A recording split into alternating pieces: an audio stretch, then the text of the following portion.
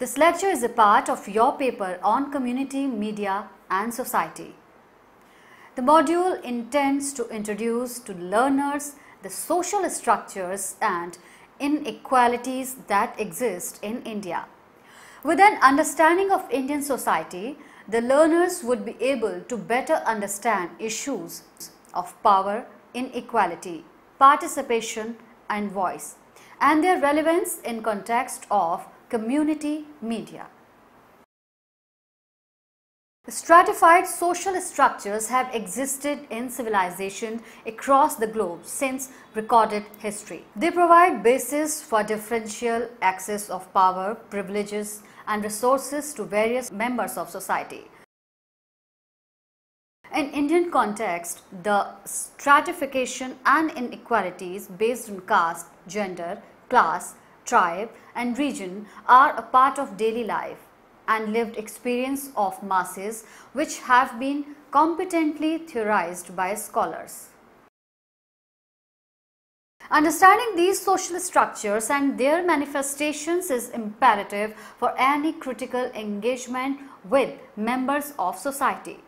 The Constitution of India has enshrined the values of equality and justice in word and spirit.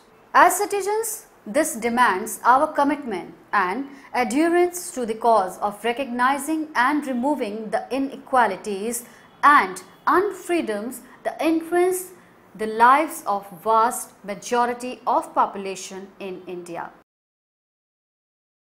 Voice of the people provides basis of a democratic society. However, who gets to speak, whose voice is heard and whose voice is recognized are pertinent questions. To explore these, voice needs to be understood beyond its commonsensical understanding of merely having ability to speak. The concept cannot be devoid of its political and social underpinnings. Being able to express is a human need and is intrinsically related to power structures which legitimize voice of some people or special groups while suppress voices of others. Marginalization is a process in which some people and social groups are systematically pushed towards the margins or periphery of development process. They are not merely deprived of power and resources but are also exploited and suppressed. Marginalization brings with it unequal power relations, prioritizing and benefiting those at the core at the cost of these at the margins. In order to challenge the status quo, voice of the people who are subjected to oppression of unequal social structures and marginalized by skewed development process have a critical role to play. The dominant discourse is controlled by the powerful. The voices we hear the most came from the most privileged people. It is noteworthy that absence of recognized voice of marginalized in public sphere should not be understood as marginalized having no voice. Rather, the legitimate voices of the marginalized are systematically suppressed, rejected and even sometimes appropriated.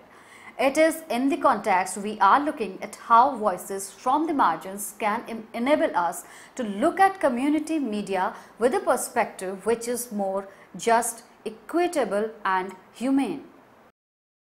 Who is media? Pick up any national daily and notice what kind of news items make it to the newspapers. What are the issues that take substantial space and to which sections of population do they matter the most? How are different social groups portrayed in the news? It won't take us long to understand that issues that bother minority, urban populace occupy most of the news space as against issues that concern vast majority of rural populace. The newspaper is also meant purposely for literate population that are potential customers with sufficient purchasing capacity of the products and services advertised in the newspaper. The news item have proportionally poor representation of people and issues pertaining to Dalits, Muslims and tribal populations, and often prevalent prejudices and stereotypes are used to portray these sections of population. Objectification of women, reducing them as objects of male attention, is common in news items and advertisements. Thus, we see the media we call mainstream is in fact directed at a small section of population that own resources and power by virtue of their social and economic standings. The proportion of content is skewed in favor of the powerful, and their interest is central to the ideology of the media. Media's portrayal of people and issues, the symbols and imagery used are borrowed heavily from the dominant culture or the culture of the dominant.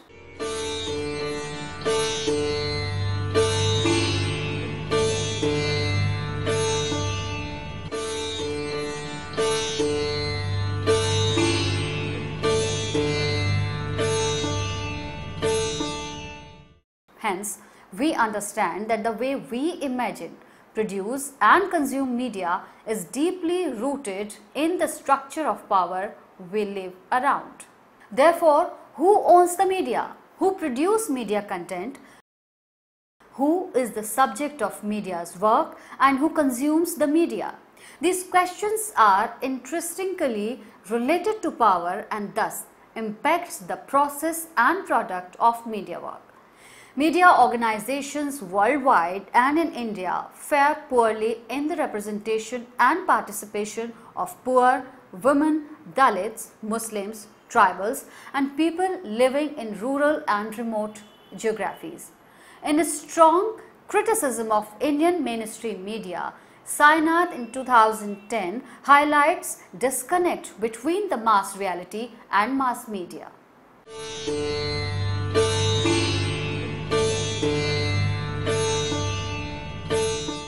Mainstream media organizations imprisoned by profit and hijacked by corporate are serving interests of the elites and are ignorant of poor masses and their plight.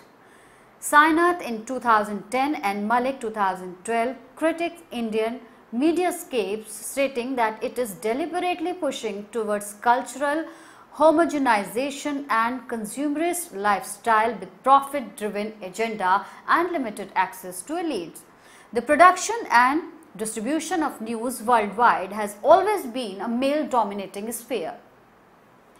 Galler in 1995 found women in media work visible but vulnerable because of lack of power and decision-making inside organization and outside in economics and social institutions with which media interfaces. Journalism is perceived as serious business, a male prerogative, and has been well guarded by rigid gender roles. Women in journalism are lesser than men and are discriminated at workplaces. Their growth is restricted by glass ceiling and are mostly pushed towards soft, non-risky and less important issues.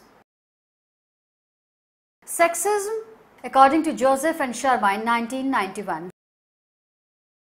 sexism is inherently a part of media practice and of women in media portray them as objects, secondary citizens, passive receivers and less important consumers. Participation of women from low economic sections, from ethnic minorities and other marginalized groups in media is still very poor.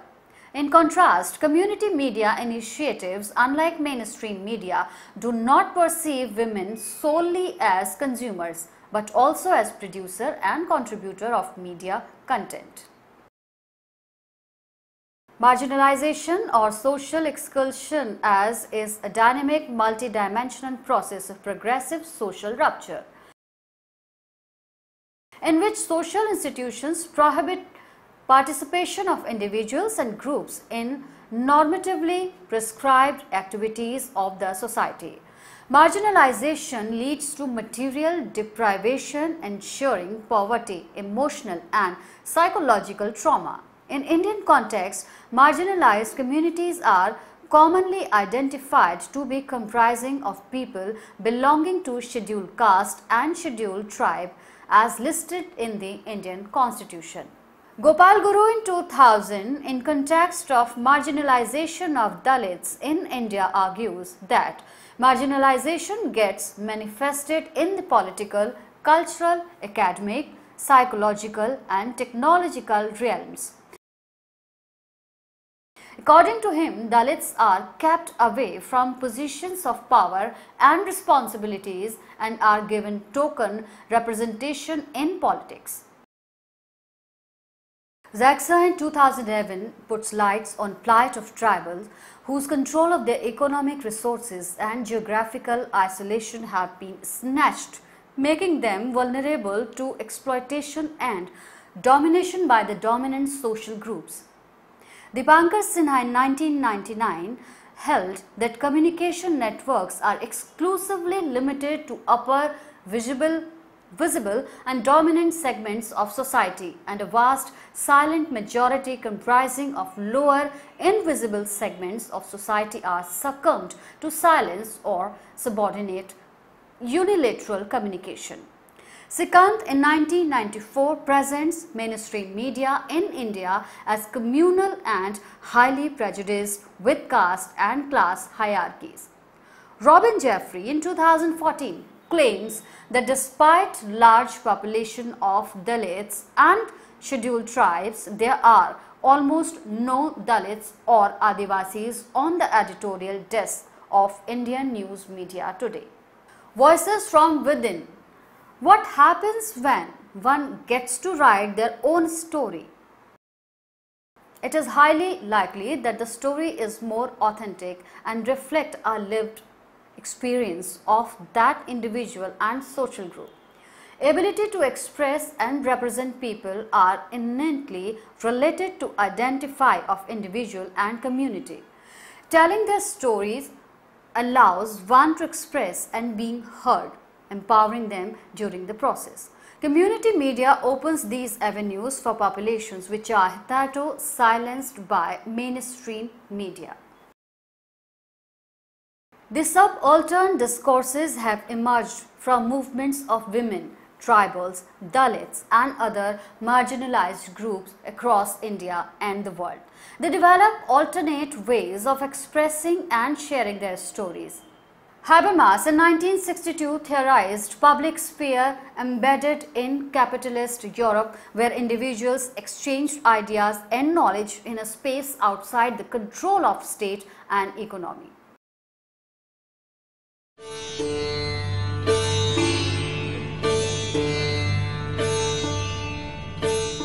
Fraser in 1990 finds public sphere theorized by Habermas in 1962 inadequate in critique of limits of capitalist democracies. She provides a feminist critique of Bourdieu's public sphere, which is discussed here.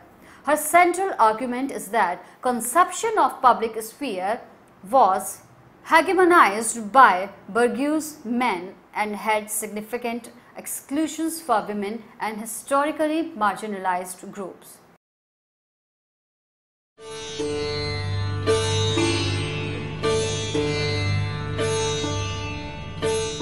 She also proposes the concept of subaltern counter-publics, which are parallel discursive arenas where members of subordinated social groups invent and circulate counter-discourses, which in turn permit them to formulate oppositional interpretations of their identities, interests and needs.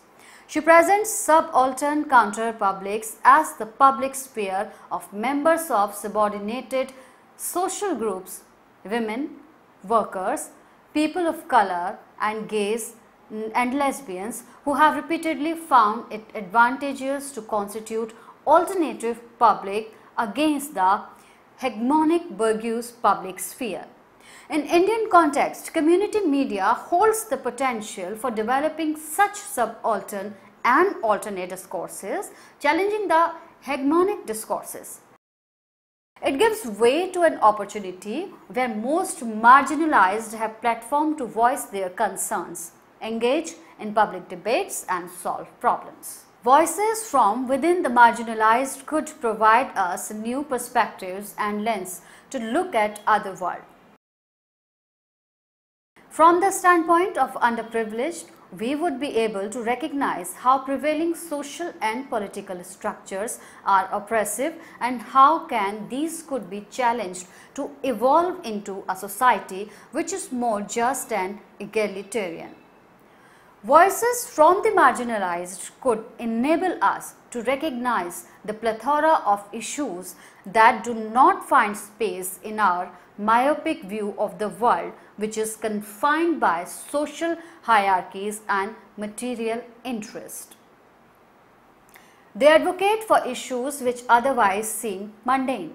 They bring insights from the lived reality of vast majority of population which remains largely unknown and unrecognized by the powerful. Their way of living, worldwide beliefs that do not conform with the dominant perspective are mostly disregarded as backwardness and uncivilized and are the neglected or called out by the dominant voices. Voices from within bring life to these suppressed ideas and practices with a sense of ownership and pride.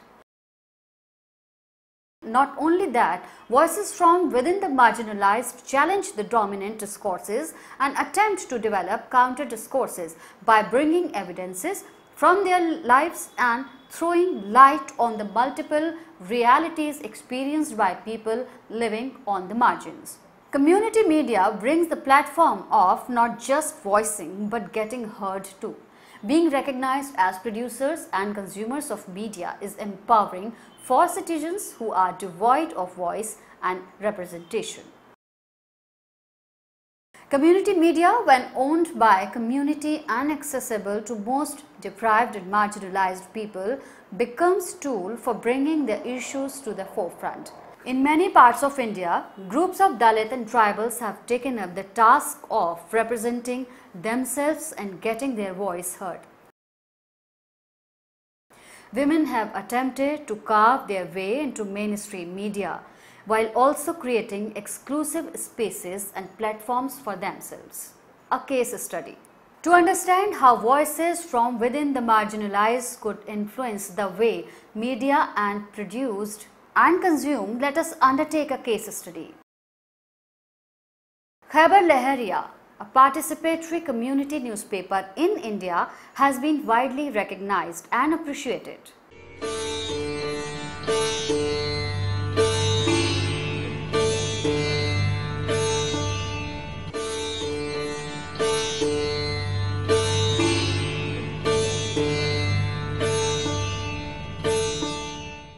Among the national and regional newspapers, Khabar Lahariya holds a unique identity of being a women-run newspaper with a feminist perspective. Most of the women working as journalists come from marginalized communities and some of them are not formally educated. The newspaper publishes in local languages and dialects for rural and semi-urban populace. Also, it functions as a watchdog in implementation of social policies by raising the concern of beneficiaries and highlighting loopholes, delays and corruption in delivery of services. It also follows up stories to ensure change and better access of services for the public as offered by the state. Khabar Lahariya seems to emerge as a community-based media organization serving and involving the local rural communities and communities of marginalized people. Though the ownership and control is not in the hand of community and it operates in a market space with a commercial value, its agenda is not profit-driven. It can be argued that Khabar Lahariya does not make any change to dominant media practices by distancing itself from the mainstream and creating alternative spaces. Journalists of Khabar Lahariya belong to local communities and therefore are aware of local cultural values, beliefs, norms, and indigenous realities. They question the mainstream notions of development, which is characterized by biases against marginalized and are disempowering. As in 1997, Chambers highlights the importance of local knowledge and decision making, Khabar Lahariya encourages the production and preservation of local knowledge, including tribal ways of life and being. It also records and preserves different meanings ascribed to cultural practices and festivals. The journalists do realize that issues that bother men and women are different. Since its emergence, issues of repairing of hand pumps were raised consistently. Being women and rural, the journalists of Khabar Lahariya pay heed to issues that have significance for women.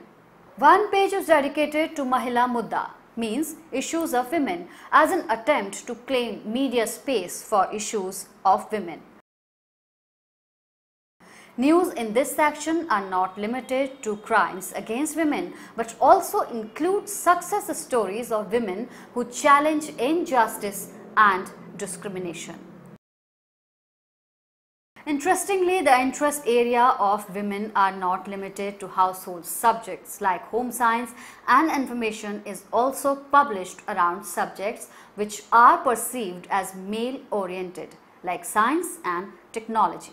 Khabar Lahariya seems to write in a language which does not present them as inferior and less worthy than their male counterparts. As a newspaper, Khabar Lahariya presents an alternative form of media practice which is ethical, healthy and participatory, which could be used to critique and broaden the horizons of their mainstream notions and practices. It enables us to understand how does voices from within the marginalized communities, when take up the task of representing themselves, use community media to empower themselves and members of community. This module introduces on to social inequalities prevailing in Indian society and how they influence the production and consumption of media. In the context of community media, it has been argued that understanding social structures and listening the voices of the marginalized could provide us critical insights into the lived experience of vast majority of population which is marginalized by the dominant structures of power. These perspectives could direct us towards a media practice that is more people-centric and committed to the cause of poor and marginalized people. For more details, please read the modules carefully and attempt the questions given at the end of each module. Thank you.